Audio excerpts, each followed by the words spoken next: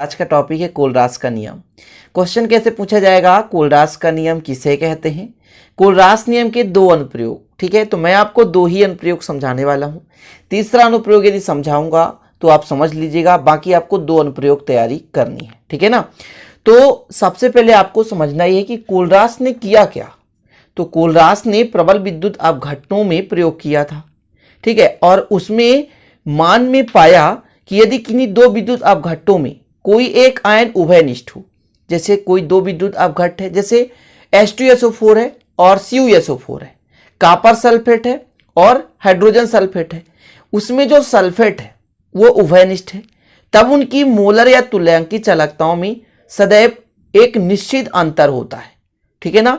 इससे संबंधित में कोलरास ने फिर एक नियम दिया जिसे हम कोलरास का नियम कहते हैं। तो यहां पर मैं आपको थोड़ा समझा देना चाहता हूं कि जैसे आपके पास CuSO4 है और H2SO4 है, क्लियर। तो कोलरास ने दो विद्युत अपघट्ट लिया जिसमें से एक आयन उभयनिष्ठ है। जैसे यहां से आप देखेंगे तो SO4 2 नेगेटिव जब टूटेगा तो है ना, यहां पे जब टूटेगा तो SO4 2 नेगेटिव बनाएगा, और ये H2 है तो 2H पॉजिटिव बनाता है, और ये आपका Cu2 पॉजिटिव बनाता है। तो कोलरास ने दो विद्युत अपघट्ट लिया जिसमें से एक आपका क्या है, उभयनिष्ठ आयन है। तब उसमें देखा कि यदि कोई दो विद्युत अपघट्ट हैं और उसमें यदि कोई उभयनिष्ठ आयन हो तो इन उभयनिष्ठ आयनों की जो मोलर चालकता है तुल्यांकी चालकता में सदैव एक स्थिर अंतर होता है, मतलब क्लियर डिफरेंस होता है ना, और ज्यादा अंतर नहीं होता है और इनके मान में कोई परिवर्तन नहीं होता है। मतलब जो भी दो अलग अलग आयन हैं उनमें जो अंतर है स्थिर होता है। अब कई सारे यौगिक हैं, ठीक है, जैसे KCl है, NaCl है, इन दोनों में एक निश्चित अंतर होता है 23.41 का, ठीक है। इसी प्रकार KNO3 है, NaNO3 है, उसमें होता है 23.40 का। तो ऐसे कई सारे एग्जाम्पल्स हैं जिनको आपको ज्यादा समझना जरूरी नहीं है, थोड़ा बहुत ही समझ गए तो काफी है। मेन अब आपको समझना है स्टूडेंट क्या, तो कोलरास का नियम देखिए है क्या चीज, किसी विद्युत अपघट्ट की अनंत तनुता पर तुल्यांकी या मोलर चालकता उसमें उपस्थित धन आयन और ऋण आयन की अनंत तनुता पर तुल्यांकी या मोलर चालकताओं के योग के बराबर होता है।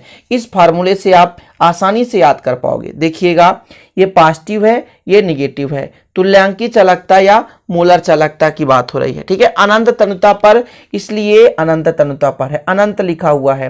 प्लस मतलब धनायन, माइनस मतलब ऋणायन, अर्थात धनायन की अनंत तनुता पर चालकता और ऋण आयन की अनंत तनुता पर चालकता, यदि दोनों को जोड़ दिया जाए तो आपका किसी भी विद्युत अपघट्ट का तुल्यांकी या मोलर चालकता प्राप्त हो जाता है। और यही कोलरास का नियम है कि कोई भी विद्युत अपघट्ट है, जैसे मैंने कहा कॉपर सल्फेट है आपके पास, कॉपर सल्फेट में Cu2 पॉजिटिव और SO4 2 नेगेटिव बनेगा, तो Cu2 पॉजिटिव का अनंत तनुता पर मोलर चालकता मतलब धनात्मक पर अनंत तनुता पर मोलर चालकता, और SO4 2 नेगेटिव मतलब ऋण आयनों की अनंत तनुता पर मोलर चालकताओं का जब योग करेंगे तो जो टोटल चालकता आएगा वो विद्युत अपघट्ट की मोलर चालकता या तुल्यांकी चालकता कहलाएगी।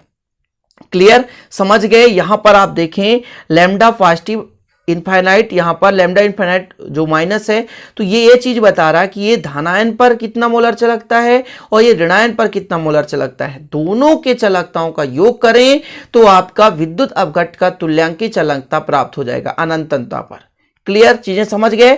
तो किसी भी विद्युत अपघट्ट की, यहां पर लैम्बडा है, ये लैम्बडा है, ये लैम्डा है, ये लैम्बडा है और ये लैम्डा है, ठीक है ना, याद रखिए लैम्बडा लैम्डा।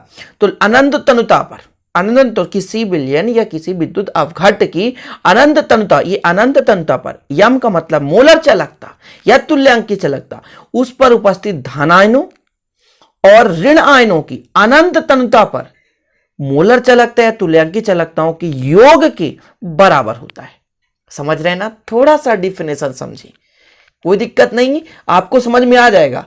लैम्बडा है यानी किसी भी विद्युत अपघट्ट की अनंत तनुता पर, m का मतलब मोलर चालकता, उस पर उपस्थित धन आयन और ऋण आयन की अनंत तनुता पर मोलर चालकताओं के योग के बराबर होता है। यही है कोलरास का नियम, जहां यहां पर आप लिख सकते हो कि लैम्बडा इनफाइनाइट m का मतलब है विद्युत अपघट्ट की मोलर चालकता, यहां पर ये पॉजिटिव का मतलब है अनंत तंता पर धनायन की मोलर चालकता। निगेटिव का मतलब है अनंत तंता पर ऋणायन की मोलर चालकता। एक्स का मतलब है, ठीक है, प्रति फार्मूला इकाई पर धनायन की संख्या, मतलब धनायन कितने मात्रा में, जैसे Cu2 पॉजिटिव हो गया या 2H पॉजिटिव हो गया, ऐसे में धनायन कितने हैं। और यहाँ पर Y का मतलब स्टूडेंट प्रति फार्मूला इकाई पर ऋणायन की संख्या। ये आपका कोलरास का नियम है। अभी आपका 4 नंबर में 2 नंबर इतना क्लियर हो गया। कोलरास का नियम आएगा तो बस आपको यहां से लिखना शुरू करना, कोलरास का नियम, और इस फार्मूले को लिखना है। फार्मूले के बाद आपको बता देना है कि ये विद्युत अपघट्ट की मोलर चालकता है, ये धनायन पर मोलर चालकता है, अनंत तंत्र पर धनायन की, और ये अनंत तंत्र पर ऋणायन की चालकता है। एक्स क्या है, धनायन की संख्या, और वाई क्या है, ऋणायन की संख्या। इतना क्लियर हो गया। मैं बार बार क्यों समझा रहा हूं, क्योंकि आपको एक बार में समझ में आ जाना चाहिए, दोबारा वीडियो देखना ना पड़े, ठीक है। यदि आपको एक बार में समझ में है तो दोबारा देखेंगे तो गारंटेड है, मैं 100% कहता हूं कि आपसे बनेगा। कुछ लोग कहते हैं कि सर थोड़ा सा केमिस्ट्री कम समझ में आता है, थोड़ा कोशिश करें समझने की, माइंड में इमेज बनाएं, है ना, तब आपको समझ में आएगा। क्लियर। तो ये कोलरास का नियम हो गया कंप्लीट। अब थोड़ा सा चलते हैं और देखते हैं कोलरास के नियम के अनुप्रयोग। तो पहला अनुप्रयोग है दुर्बल विद्युत अपघट्ट की अनंत तंत्रों पर मोलर चालकता का निर्धारण। ठीक है, बस आपको इतना लिखना है, फिर आगे मैं समझाने वाला हूं, जो समझाऊंगा जो आपके समझने लायक, ठीक है ना। और कुछ चीजें जो आपको माइंड में फैक्ट याद रखने पड़ेंगे, उसको आपको याद करना पड़ेगा। देखिए, इस नियम के उपयोग से दुर्बल विद्युत अपघट्टों की तुल्यांकी चालकता प्रबल विद्युत अपघट्टों में धनायन और ऋणायनों की चालकता के मान का गणितीय समायोजन कर ज्ञात की जाती है। मतलब कोई आपके पास दुर्बल विद्युत अपघट्ट है, उस दुर्बल विद्युत अपघट्ट की जो मोलर चालकता है, तो किन्हीं भी प्रबल विद्युत अपघट्टों के आयनों के आधार पर हम उसकी तुल्यांकी चालकता या मोलर चालकता फाइंड कर पाते हैं।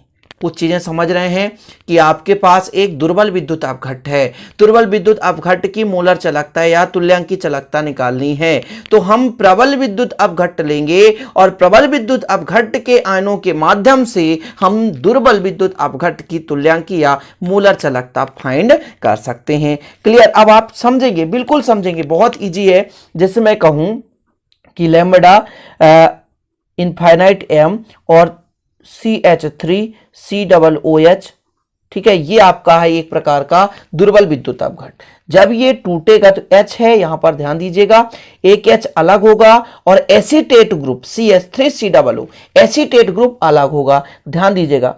तो ये लैम्बडा हो गया, H पॉजिटिव हो गया स्टूडेंट, और ये अनंत कर दिया हमने, H के लिए अलग कर दिया। इसके बाद CH3COO अलग हो जाएगा, मतलब यहां पे बीच में प्लस हो जाएगा, लैम्बडा हो गया, और ये आपके पास निगेटिव का फैट CH3COO निगेटिव, ये अलग हो गया।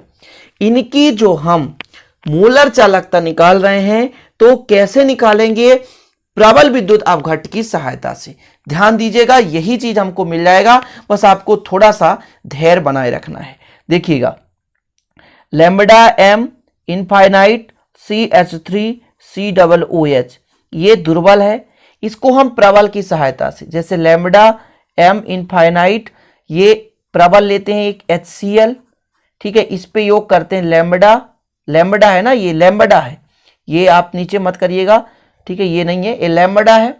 और इसके बाद यहां पर लेना है आपको सोडियम एसीटेट CH3COONE, ये चीज आपने ले लिया, फिर आपको इसी में माइनस करना है स्टूडेंट, लैम्बडा इनफाइनाइट NaCl, इतना आपको करना है।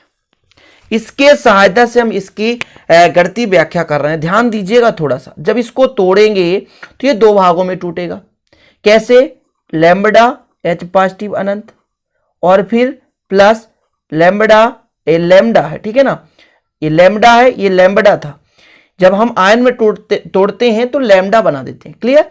तो ये हो जाएगा Cl निगेटिव अनंत, फिर प्लस है, इसको तोड़ें तो लैम्बडा हो जाएगा और Na पॉजिटिव हो जाएगा अनंत, फिर प्लस होगा स्टूडेंट CH3COO, मतलब लैम्बडा अनंत CH3COO निगेटिव हो जाएगा। इसके बाद ये माइनस है तो माइनस हो जाएगा, कोष्टक लगाएं, लैम्बडा Na पॉजिटिव हो जाएगा अनंत के लिए, फिर बीच में प्लस लैम्बडा Cl निगेटिव हो जाएगा और अनंत के लिए।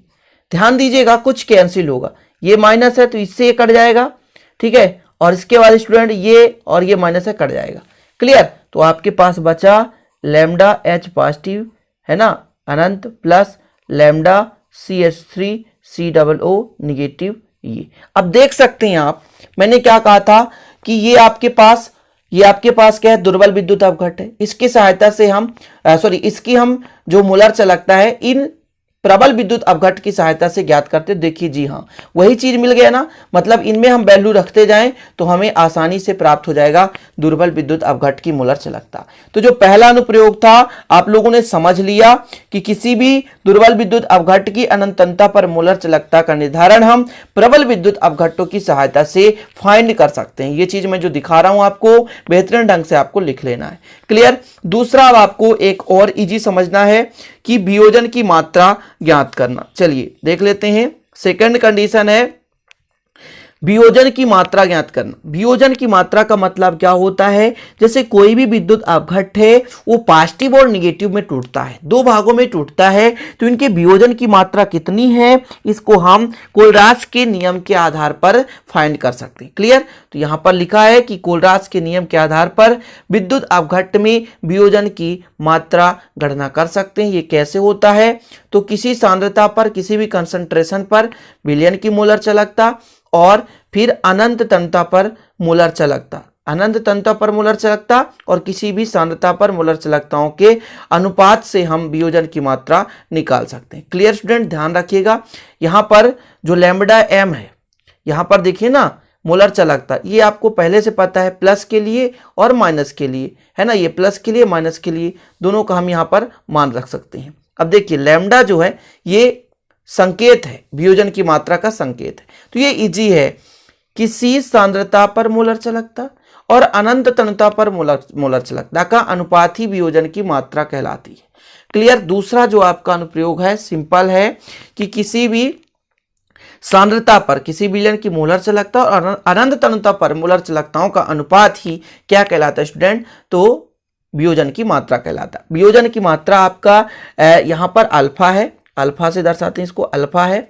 लैम्डा CM का मतलब है किसी सांद्रता, कंसंट्रेशन, यहां पर कंसंट्रेट सांद्रता पर मोलर चालकता। ठीक है, यहां पर ध्यान दीजिए ये क्या चीज रख दिया मैंने, यहां पे क्या है, तो ये प्लस के लिए माइनस के लिए, यहां पे ध्यान दीजिए माइनस है, तो प्लस के लिए तुल्यांकी चालकता और माइनस के लिए तुल्यांकी चालकता का योग ही तो कहलाता है विद्युत अपघट्ट की तुल्यांकी चालकता। अभी आपने कोलरास के नियम के आधार पर पढ़ा। तो दो ही अनुप्रयोग काफी हैं आपके लिए, और दो आप इजी जो मैंने करा दिया, इजी कराया है ताकि दो अनुप्रयोग आप आसानी से कर लो। ठीक है, जो भी इजी है, और 2-3 हैं लेकिन पेपर के दृष्टिकोण से केवल 2 अनुप्रयोग पूछा जाता है, इसलिए आप 2 अनुप्रयोग तैयार कर लें। चलें फिर मिलते हैं अगले वीडियो में। अच्छा लगे तो लाइक शेयर और सब्सक्राइब जरूर कर लेना, साथ ही बेल आइकन प्रेस कर लेना ताकि इसी प्रकार के वीडियो का नोटिफिकेशन सबसे पहले आपको प्राप्त होता रहे। मिलते हैं अगले वीडियो में नए टॉपिक के साथ, तब तक के लिए जय हिंद, वंदे मातरम।